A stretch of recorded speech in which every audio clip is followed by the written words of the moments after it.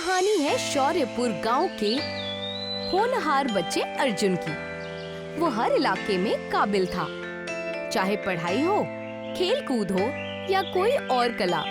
उसकी तेज बुद्धि और बहादुरी की वजह से पूरा स्कूल और गांव उसे गर्व से देखता था। एक दिन अर्जुन और उसके साथियों ने जंगल में घूमने जाने का फैसला किया। गांव के पास ही एक घना जंगल था जो रहस्यमय लेकिन खूबसूरत था। उस जंगल में जाना सबकी ख्वाहिश थी। तो ठीक है, हम सब मिलकर कल उस जंगल में घूमने जाएंगे।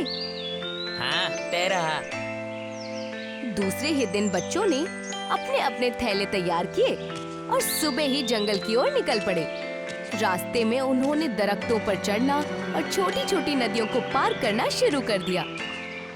अरे अरे गोलू, पानी का जोर ज्यादा है, इसलिए जरा संभल कर चलना वरना फिसल जाओगे। हाँ, और गिरते ही भीग जाओगे। नहीं नहीं, मैं नहीं फिसलूंगा। और मैं फिसल गया। हाँ, वो तो दिख रहा है। जंगल की सैर तो खूब चल रही थी, लेकिन अब बारी थी जंगल के बीचों बीच जो बहुत बड़ा और बहुत पुराना दरख्त था उस पर चढ़ने की। उस बड़े पुराने दरख्त की शाखाएं आकाश को छूने की कोशिश कर रही थी। अर्जुन को चढ़ना बहुत पसंद था, इसीलिए उसने उस दरख्त पर चढ़ने का फैसला किया। लेकिन अर्जुन, क्या तू सच में इस पर चढ़ना चाहता है? हाँ, क्यों? क्योंकि जरा इसे ध्यान से देख। अरे ये वाकई में बहुत बड़ा है। इस पर चढ़ते चढ़ते तो हालत खराब हो जाएगी और कहीं कुछ हो गया तो। अब बस भी करो मीनू। हर बार हर चीज से यूं खौफ जाना और हार मानना ठीक नहीं है, इसलिए मैं तो चला। अर्जुन के दोस्तों ने उसे समझाने की बहुत कोशिश की, लेकिन उसका आत्मविश्वास नहीं हिला। वो धीरे धीरे ऊपर चढ़ने लगा और देखते ही देखते ऊंचाई पर पहुंच गया। दरख्त की ऊंचाई से नीचे झांकते ही उसे रोमांच महसूस हो रहा था, लेकिन जिस शाखा पर अर्जुन खड़ा था वो कमजोर थी और टूटने के कगार पर थी। अर्जुन डर गया। उसे मीनू की सारी बातें याद आने लगीं। धीरे धीरे वो संतुलन खो बैठा और तेजी से नीचे गिरने लगा। अरे मुझे कोई बचाओ! नहीं! बेचारा अर्जुन जमीन पर गिरकर बेहोश हो गया। साथियों ने घबराकर उसे बुलाया, मगर कोई जवाब नहीं मिला। आखिर मीनू और गोलू अर्जुन को उठाकर जैसे तैसे उसके घर चले गए। अर्जुन के घर जाने के बाद मीनू ने उसके घर वालों को सारी बात बता दी। बहुत देर होने के बाद भी अर्जुन बेहोशी की हालत से बाहर नहीं निकल रहा था, इसलिए वो सब और भी परेशान हो गए। अर्जुन के बाबा ने बिना वक्त जाया किए डॉक्टर को घर बुला लिया। अर्जुन की हालत देख उन्हें पता चल गया था कि वो सदमे में है। डॉक्टर अर्जुन के घर वालों को कुछ उपाय बताते हैं और दवाइयाँ देते हैं। आखिर दवाई का असर हो गया। अर्जुन दूसरे दिन होश में आ गया। अम्मी। अर्जुन बेटा, सुनिए, अर्जुन को होश आ गया। ऊपर वाले का शुक्र है कि मेरा बेटा ठीक हो गया। सही कहा आपने, भगवान का लाख लाख शुक्र है, हमारा बच्चा ठीक हो गया। कुछ हफ्तों के आराम के बाद अर्जुन ने फिर से स्कूल जाना शुरू कर दिया। धीरे धीरे उसने अपनी पढ़ाई शुरू कर दी थी, लेकिन जंगल में हुई घटना के बाद वो चुप सा रहने लगा। दोस्तों के साथ खेल कूद करने में उसकी रुचि खत्म हो गई। पहले जहाँ वो खेल के मैदान में सबसे पहले पहुँचता था, अब वो दूर खड़ा बस बच्चों को खेलते हुए देखता रहता। जब भी कोई उसे खेलने के लिए बुलाता, वो बहाना बना देता। अरे अर्जुन, तू मैदान में खेलने नहीं आ रहा? नहीं, मैं नहीं आ रहा, मुझे पढ़ाई करनी है। पढ़ाई तो होती रहेगी अर्जुन, चलना साथ में खेलते हैं, बाद में पढ़ाई कर लेना। नहीं नहीं, तुम लोग जाओ खेलो, मुझे पहले ये खत्म करना है। अर्जुन का बदला हुआ रूप सबके लिए हैरानीजनक था। अब वो सिर्फ पढ़ाई पर ध्यान देता, मगर उसकी आंखों में पहले जैसा आत्मविश्वास नहीं था।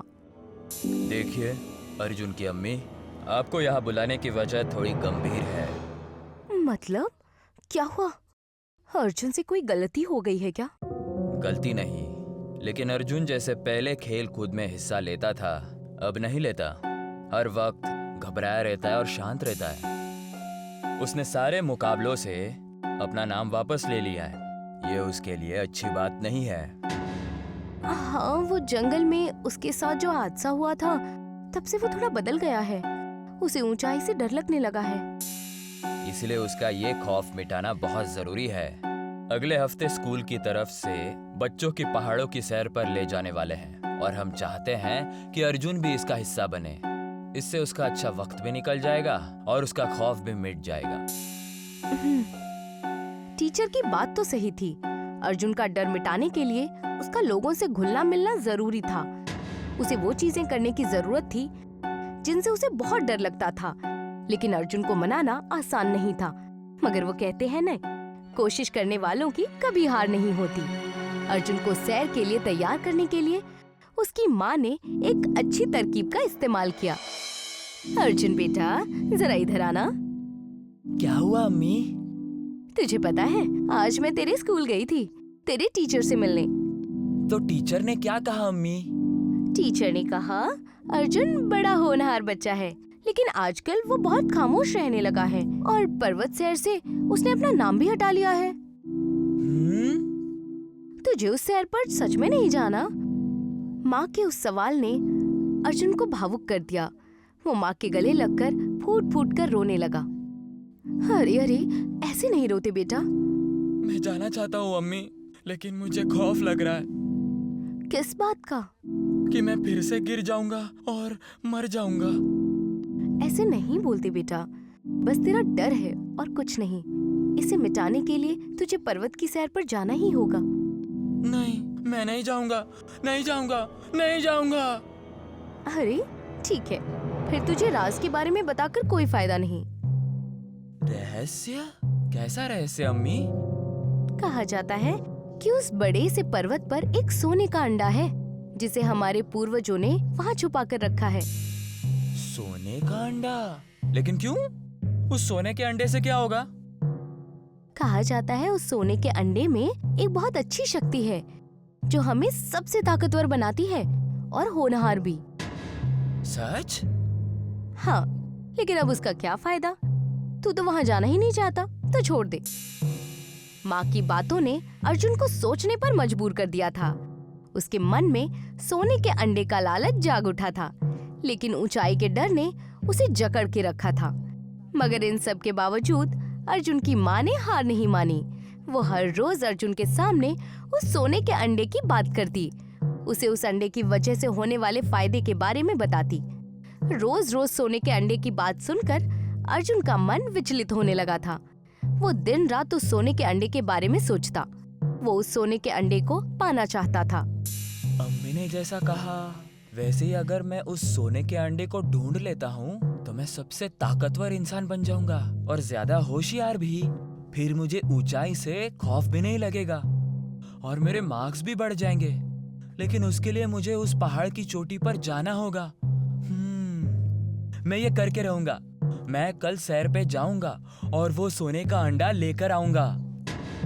माँ की बातों का अर्जुन पर अच्छा असर पड़ चुका था। अर्जुन अगले दिन बड़े से पर्वत की सैर पर निकल गया। उसे देखकर सारे टीचर्स और दोस्त खुश हो गए। लेकिन जैसे ही सैर शुरू हो गई, उसके मन के डर ने उस पर हावी होना शुरू कर दिया। लेकिन इस सब के बावजूद अर्जुन धीरे धीरे आगे बढ़ता गया। कोशिश करने वालों की हार नहीं होती। अम्मी ने कहा था कि कोशिश करने वालों की हार नहीं होती। तू कर सकता है अर्जुन, बस आगे बढ़ते रहो। आखिर अर्जुन ने अपने डर पर काबू पा ही लिया था।